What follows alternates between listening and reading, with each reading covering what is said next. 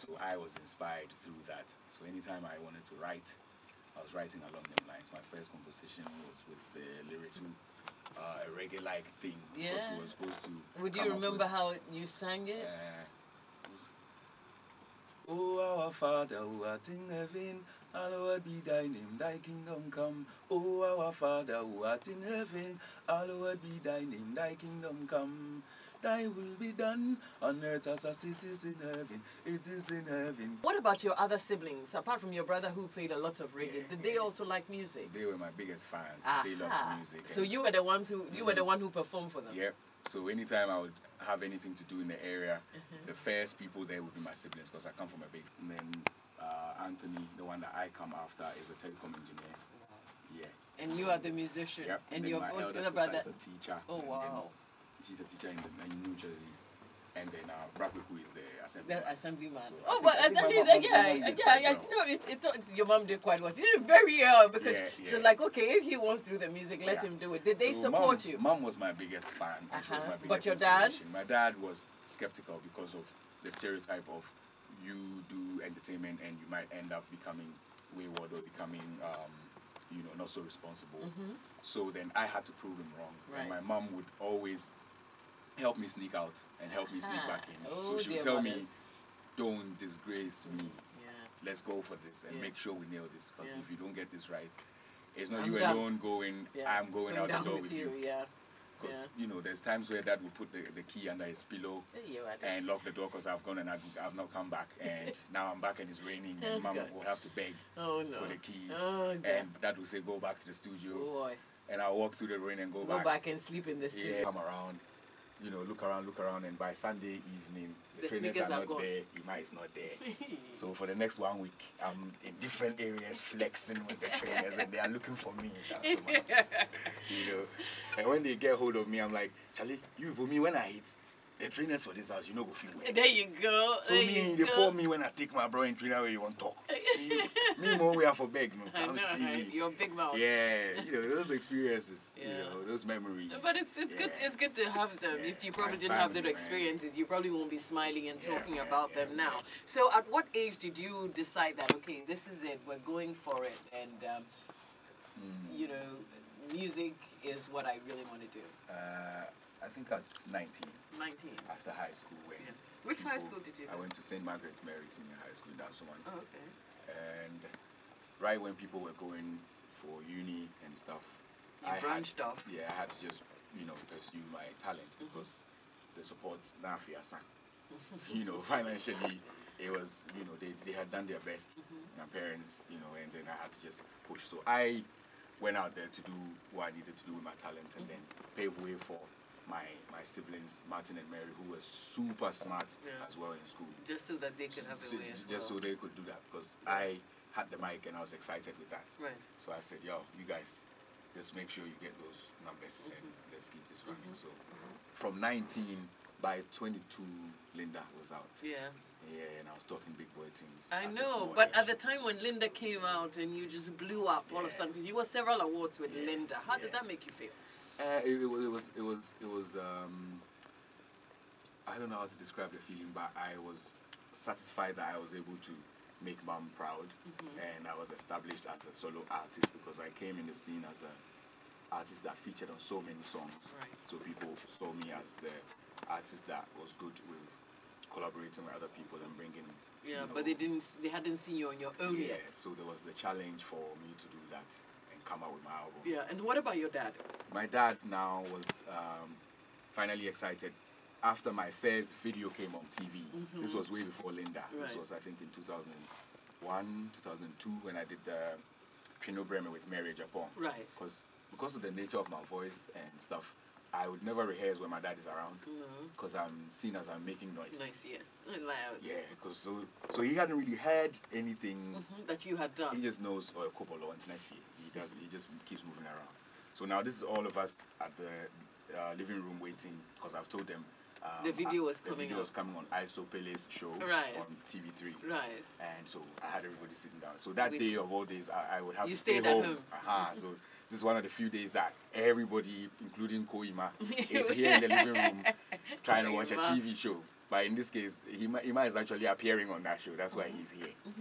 So we wait, and then I appear. Bam.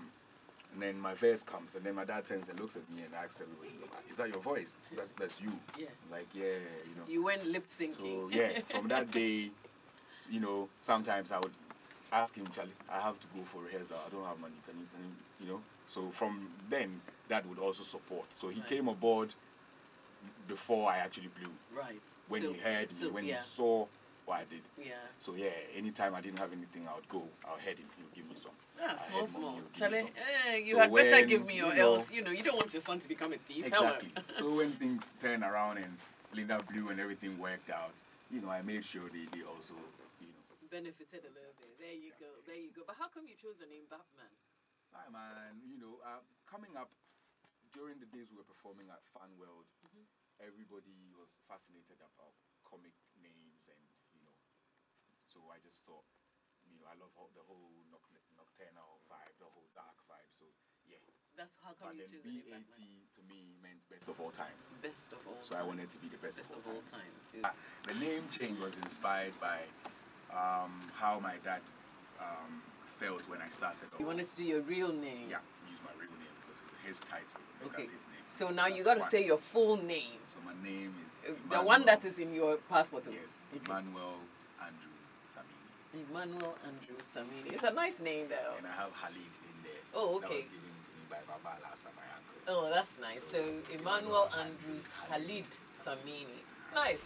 Okay. So now that we accepted Samini, I'm sure it also affected the music. You wanted to be somebody different because now you had a new name. So did that change your style of music in any way? Exactly, because I wanted to stand out internationally, and the name Batman wasn't doing it for me because I always would have to explain myself. Exactly, because then they see Batman and they think he's a black man. Yeah. So a little child actually in England thought I could fly, and he asked me if I could fly, and then I got slightly, you know, irritated.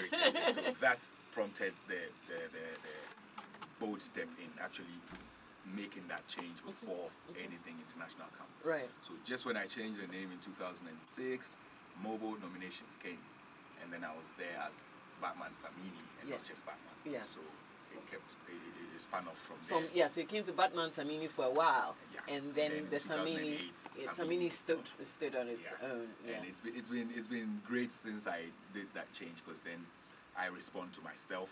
I respond when you call me, and I feel that you're talking to me. Yeah, because then it's more personal. And then I'm more responsible for what I put out in terms of my art form and my philosophies and whatever. Right. Because then my title covers my family. Right. And when you talk Samini, you're not talking one person.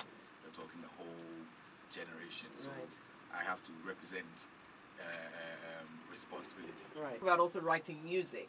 You know, like you're saying, you started writing music pretty early, and you actually changed the Our Father all over. And then moving on, what influenced your writing? Life in general, like every other artist will tell you. So experiences influence a lot of the subsequent creativity that would come. So a lot we go through over the years would reflect on our up-and-coming projects. So some of them, mostly the real stories, end up giving you a banger, you know, where you don't even expect it. So we always write what we feel, write what we expect, what we hope, what you experience. Sometimes when everything comes together at the same time, then you nail it. You nail it, yeah.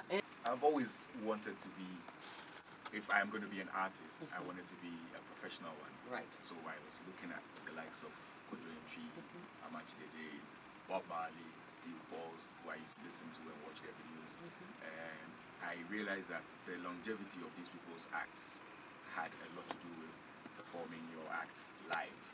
So I knew, and I heard from interviews from legends, that you are not a musician until you play one instrument at least, and until you perform your music live. So did you learn to play an instrument? I did the guitar for a few years, so at least if you throw me a guitar, you could play something. Strings, right. But and then the stagecraft is basically what we're interested in. I just realized that I need to do my thing live. Yeah. So my album came out in 2004, and by 2005, I had already made it clear to Ghanaians that if you give me a stage and a full band, that's me at my best. Right. Sometimes we bend over just for the sake of whatever event it is. Yeah. Sometimes it's a club event, you have to go with the backtracks of your... Right, and you can't necessarily what I can't do is lip sync. No. Or mime. Because a lot of people actually admire you for the fact that, I mean, you are great with live performances, and definitely that's not going to change anytime soon. Wizkid is a humble soul. I mean, he's a humble kid that I saw from afar. So working with him wasn't too difficult, and he's also a freestyler like myself. So this song was done in less than an hour. I met him a few days ago in the States before I came down, and he actually told me that we're going to record another one. Oh boy. People will be giving him pressure about Time Bomb. Yes, Time Bomb is nice. Yeah, people, you heard it here the first time. Look out for a new one from Wizkid. Nice. Nice, nice. We can't wait for that. But I'm sure you've done several other collabos with several other artists. We were just talking about the Wizkid one. Which one really touched you? Which collabo really moved you? Ooh. Wow, it's a lot. That's going to be hard. Okay, so okay. Let's take it as which two are very memorable to you? Okay, the one I did with Oforam Ponsa was originally a track supposed to be, well, I was supposed to be recording with Kofinti, who was an artist on Ofori's label. Right. So Ofori apparently wrote the song for Kofinti, so Kofinti played me the demo. And then when I did my verse, and Ofori heard the verse, he was like, Kofi Metro from our so you actually ended up doing the track with Ofori. Oh, wow. It became that Yagayo song. Yes, yes. It's definitely a big one for you guys. Memories on that track. We did it in Germany during the World Cup, first Ghana World Cup. Right. So it was a lot of fun. Yeah, furore, excitement. And then this one in the back, because this was a good Pan-African mix. Right. Ghana, Nigeria at the same time, so a lot of people were on it. Right. There was a lot of pressure on us for the video, which never happened. Okay. Different reasons, travel reasons and stuff. So the track actually made it to the top without the video, and it's up till now one of the huge. Yeah, it's a dance fans banger. won't let me go off stage without playing. But of course, what do you mean by you don't want to play Time Bomb? That's how come I made you sing along with it, because it happens. My way of giving back. Right. You might not necessarily invest financially, but you would give your platform, and then you would advocate for this person's act till the people are down with it, until they buy into it. Right. And then this person becomes an artist, and then they have to prove to everybody else that they can stand on their own. Yeah. So I did it with Stoneboy, and then he built Beam Nation, and it's a record label now for him. Yeah. I'm doing it with Kofi Kinata right now. He has Team Move, West Side Legacy, which is eventually going to become his own thing, so that he can do his own thing. I did it with Kaki. Kaki is now Extra Large Music with JMJ. I see, Extra Large. I see. So we build young people for them to stand on their feet and do their own thing. Right. While we're still here, because I'm not trying to retire before I give back. Of course. You want to still be in the game with them. Yeah. It's not like you're competing with them, but you're also helping them grow. Yeah. So, I mean, we've had some big names. Stoneboy, Kofi Kinata, Kaki. But are there some underground artists that you've picked and you're trying to nurture? I have a few still in the pipeline coming. I have one that's ready to bust. His name is Who's Eugene. He actually came in the studio with me, but he's always on the quiet. But the fans that know High Grade know Who's Eugene. Yeah. Does he also do dancehall? Yeah, he does dancehall. Right. And then I have one rapper also called Scenario. So remember you heard it here first, Scenario. And what's the name of the first guy again? You just mentioned him. Who's Eugene? Yeah. And then Scenario. Okay. Scenario. All right. And then we have a few other guys in the pipeline still that would, work a bit harder before I say the name on Joy FM. Right. They're all around me and we all work together. Right. Is it something that you would also want to preach to artists, big artists like you in Ghana, that it would be a good thing if they took younger ones and tried to nurture them and teach them and put them in line? Because you have to do it while you are up and able and in the game. Give your experience while you are experiencing it right now. Right. Instead of retiring and then trying to nurture an act that's probably 30 years younger than you, who is working with different work environments and different technological advancements than you might have done years back. Right. So you come across would you say that being in the business and doing it now, your experiences help you to be a better mentor? Yep. And these young people also help me to sharpen my craft. It's like It's like you teach you, you teach them, they teach you. If you're a coach and you like to be on the field doing the workouts and the physicals, what you gain from it is that you're a tough and you're strong regular guy when you're not coaching. Right. So that's me. I'm up to the task because these guys will come with young and hard punchlines, and they will have you thinking harder to be heard lately. Right. And then they will show you what the social media is doing now. They will show you what technology is doing now just by interacting with them. Right. Before you know, one is like, this new app, big man. This one does this, that, and then it cuts off all of these steps. Right. I'm like, word. It's like, bring your phone, let me download that app. Right. Boom, back, and it's going down. Right. And then what you are showing him also is that, all right, you're now an artist. Watch how you conduct yourself in public. Don't put out pictures you will regret later. Do this, do that. Learn how to speak to people. Respect people around you. Respect the industry people, because the industry is one thing and you are the other. And the moment they have a problem with you, they are a collective force that can make or break you regardless of how talented you are. Yeah. So that's what I, impact on these young people that come around you. Okay. Because one thing is the talent. One thing is getting everybody behind you to go. Right. Another thing is you disappointing everybody by just not behaving right. Right. So the self-conduct is what I like to just pump into. Self-conduct is key. So let's go there a little bit. Let's talk a little bit more about your personal. Okay, which is a good one. So with your married wife, how many kids do you have? 4. Brilliant. Okay, that's nice. All right. Now, let's look at you trying to mentor these young people.